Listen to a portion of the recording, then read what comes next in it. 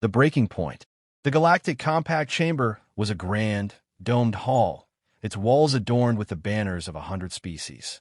In the center, under the cold glow of artificial light, stood Alexander Hayes, human ambassador, negotiator, and, at that moment, the most powerless man in the room. The ruling members of the Compact, representatives of the galaxy's oldest and most dominant civilizations, lounged on their elevated thrones. The Varen, tall and insectoid, clicked their mandibles in what passed for amusement. The reptilian Zixen watched with their unblinking golden eyes, coiling their thick tails around their seats. At the center of it all sat High Chancellor Ovaris of the Khazari, presiding over the gathering with the smug indifference of a being who had never known consequence. Hayes stood alone before them, his expression controlled, but his hands clenched behind his back. The attack on Epsilon Eridani III was an atrocity, he said, his voice steady. A deliberate, unprovoked massacre of civilians. The Kethari swarm butchered 10 million people. Children, families, scientists, farmers. And now we demand justice. There was silence. Then a slow, amused chittering from one of the Varen delegates. Demand. The word was laced with mockery. You humans are in no position to demand anything. Hayes took a breath. The Galactic Compact was founded on principles of mutual defense. Humanity has abided by those laws. We have contributed resources, labor, and knowledge. And now, when one of our worlds is wiped out, the Compact does nothing. A Zixen noble leaned forward, the bioluminescent patterns on his scaled forehead shifting. The Kethari are difficult to restrain. Their nature is conquest. Surely you understand that, Ambassador Hayes. Hayes's jaw tightened. The Compact has intervened in border skirmishes before. You stopped the Tarshan Wars. You forced the Yari clans into compliance. Yet when it's humanity that suffers, suddenly, restraint is advisable. High Chancellor Ovaris sighed, waving a clawed hand dismissively. Ambassador Hayes, humans are resilient. You always endure. Surely a single lost colony is not worth risking war over. A hush fell over the chamber. Hayes's fingers twitched. Something in the room shifted, something the aliens did not understand. He exhaled, slow and measured. You think endurance is limitless, he said quietly. You think that because we have suffered before and remained, we will always remain. The Varen chittered again. You have no choice. For the first time, Hayes smiled. Not a warm, diplomatic smile. Not a smile of patience or appeasement. This smile was something colder, something that made even the Zixen shift in their seats. Hayes inclined his head. Very well. Then, without another word, he turned on his heel and walked out. The Galactic Compact chamber erupted into murmurs. No human ambassador had ever left in defiance before. Across the galaxy, similar scenes played out. Human diplomats withdrawing from embassies, trade representatives cutting off negotiations, entire colonies falling into radio silence. At first, the Compact dismissed it as a tantrum, a show of protest, nothing more. After all, humans were not conquerors. They were traders, explorers, survivors. But then, the disappearances began. The Varen trade fleet, the largest commercial convoy in the galaxy, vanished overnight. No distress signals, no debris, just empty space where hundreds of ships should have been. A Zixen forward outpost on a human border world of New Horizon went silent. When a scout ship arrived to investigate, it found only wreckage. The garrison had been slaughtered with precise, calculated efficiency.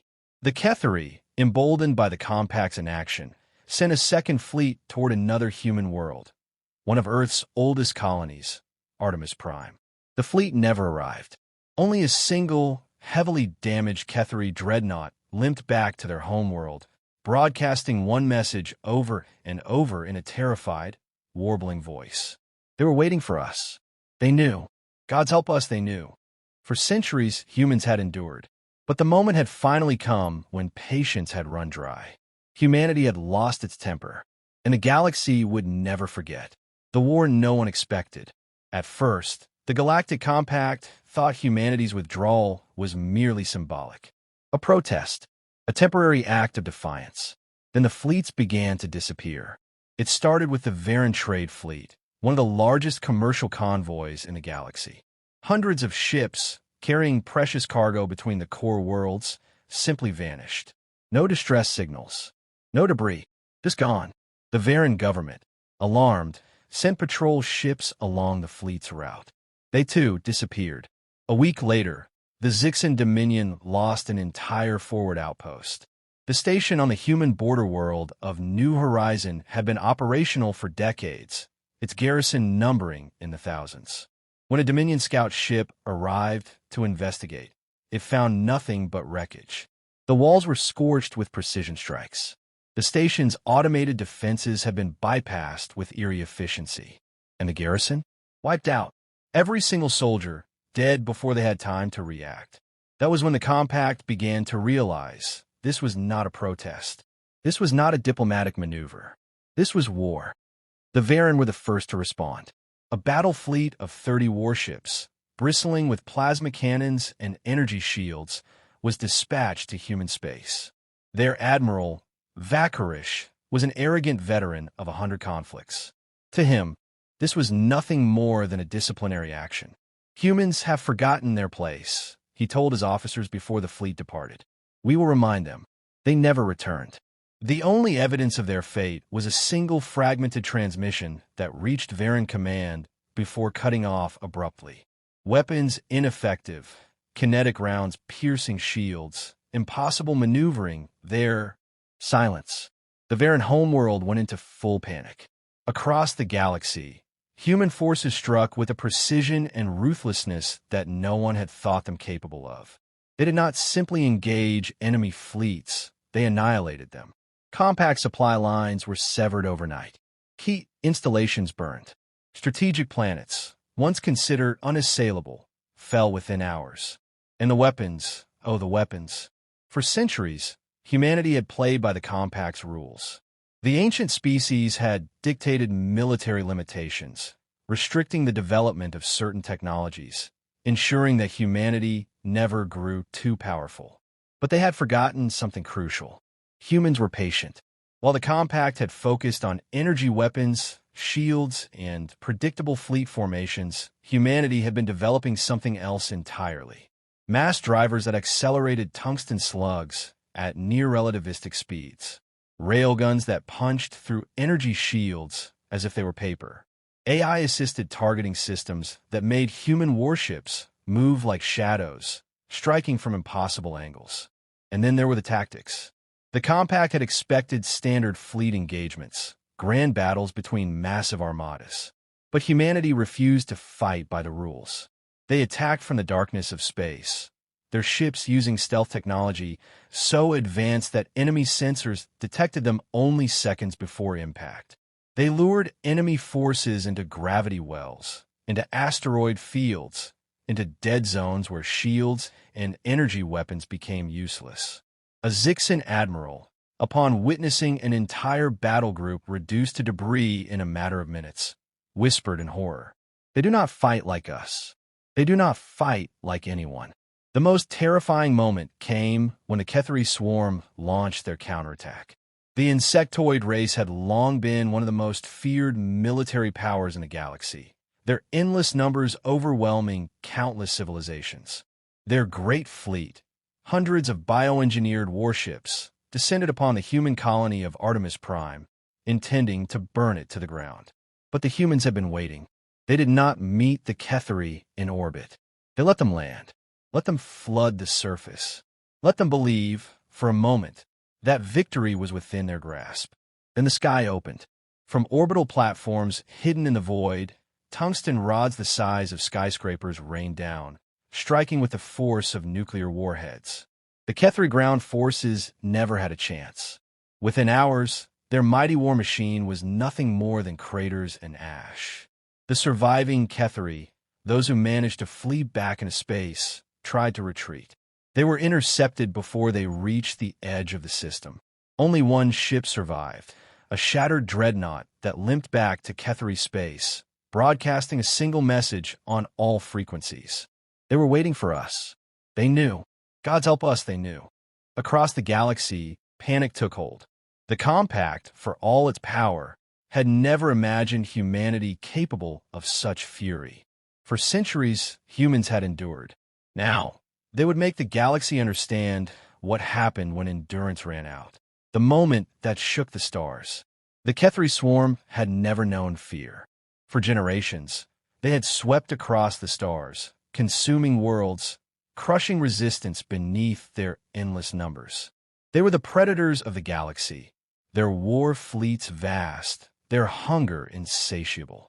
When the Compact refused to stop humanity's retaliation, the Kethri saw an opportunity. They would finish what they started. They would burn Earth itself.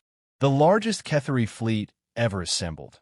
Over 1,000 warships, each bristling with bioplasma weaponry and armor hardened in the crucibles of 100 conquered worlds, descended upon Sol. To them, it was inevitable. To the rest of the galaxy, it was suicide. When the Kethri fleet breached the Sol system, they found nothing. Earth's defenses, long believed to be meager, were nowhere to be seen. No war fleets, no orbital stations, no planetary shields. Just open space and the silent, blue world below. Kethri warlords chittered in amusement. The humans had fled. They had abandoned their home, just as so many had before them. The fleet descended, preparing to rain fire upon the cradle of humanity. That was when the first ships vanished. Not destroyed, not engaged in battle, just gone. One moment, a squadron of Kethri cruisers moved in formation. The next, empty space remained where they had been. No wreckage, no warning. The fleet hesitated. Then, the human counterattack began. From the shadow of Saturn's rings, from the ice fields of Neptune's moons, from the asteroid belts and deep space voids, they came. Human ships, invisible to scanners, unleashed devastation. Railguns, firing at speeds that defied physics, punched through Kethri warships like wet paper. AI-guided torpedoes found weaknesses in their hulls with terrifying precision. Kinetic bombardment rounds, fired from unseen orbital platforms, shattered entire capital ships with single, devastating impacts. The Kethri, for the first time in their history, hesitated. Then humanity spoke. Across all frequencies, a single transmission was broadcast, calm and cold. You came to burn our world. Now, we burn yours. Then, Earth's true defenses activated. From the depths of Luna's hidden military installations, orbital defense platforms emerged, each one armed with weapons that had been kept secret for decades. From Mars, squadrons of drone fighters launched, each moving with the deadly grace of machines designed for one purpose: obliteration. Humanity had not been hiding. They had been waiting. The battle became a massacre.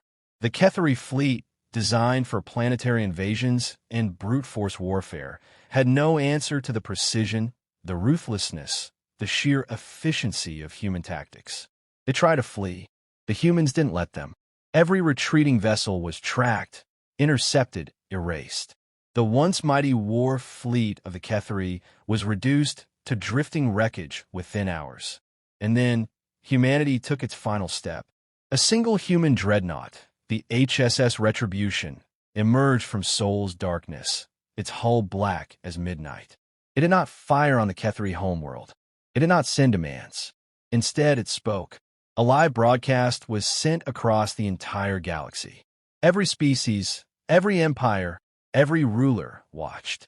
On the screen, a human admiral, his face hard, his eyes cold, stood before the galaxy and declared, "The Kethri came to end us.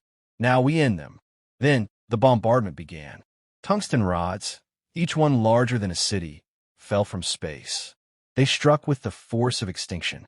The Kethri homeworld cracked, its continents split apart by relentless, calculated destruction. It took only a day. When it was over, the Kethri were no more.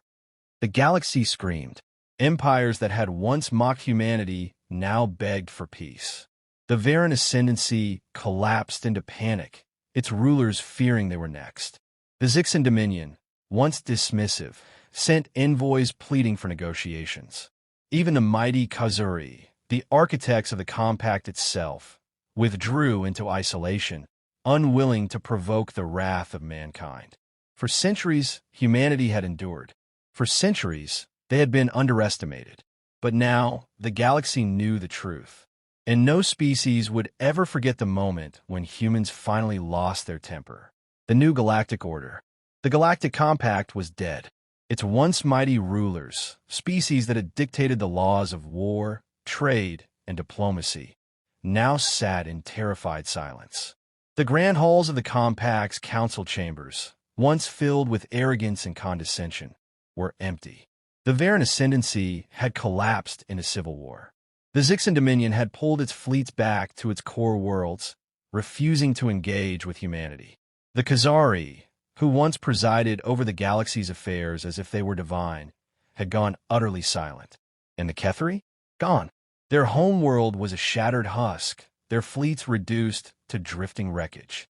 One of the galaxy's oldest warlike species had been wiped from existence in a single day. The message was clear.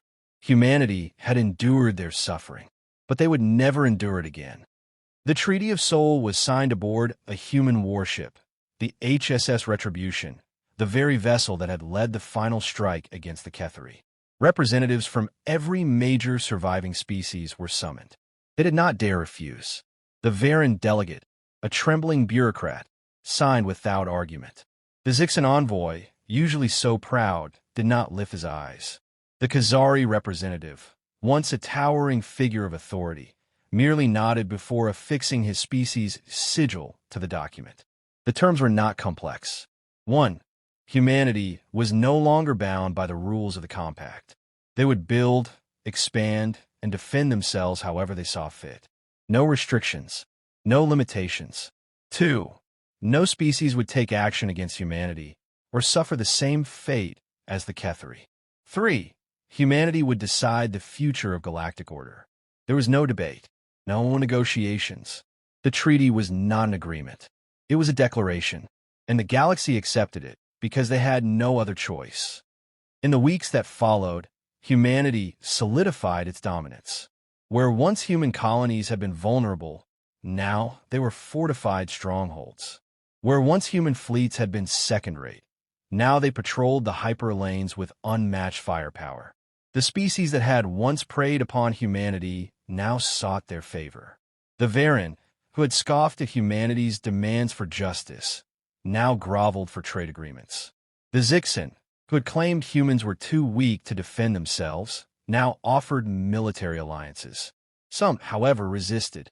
A faction of the Zixan military, unwilling to bow to humanity, launched a last-ditch offensive against a human colony. They believed the war had left Earth's forces stretched too thin. They believed they could strike, reclaim their pride, and force negotiations on their terms. They were wrong. Humanity did not negotiate anymore. They did not issue warnings. They did not send demands. They sent warships. The Zixan fleet was erased from existence in hours. Their home system, once thought unassailable, was surrounded by human dreadnoughts. The Zixan Emperor, once a ruler who had dismissed humanity as a lesser species, surrendered personally. His empire became a vassal state. The galaxy had learned its lesson. Humanity did not forgive. And yet, as the dust settled, something unexpected happened. Humanity, despite their overwhelming power, did not become conquerors. They did not enslave. They did not impose brutal rule. They did not seek revenge beyond what was necessary. They simply made sure the galaxy would never dare threaten them again. Under their watch, piracy vanished. Wars between lesser species dwindled. Order, true order, not the hollow authority of the old compact, spread across the stars. For the first time in centuries, the galaxy knew peace. But was a peace built on fear. In the ruins of the old compact chambers, a historian from the Khazari recorded the words that would be studied for generations to come. For centuries, we believed humanity's greatest strength was their endurance. We were wrong. Their true power was their patience. We mistook their silence for weakness. We mistook their suffering for submission. We mistook their restraint for fear. Now we understand the truth. No species will ever forget the moment when humans finally lost their temper.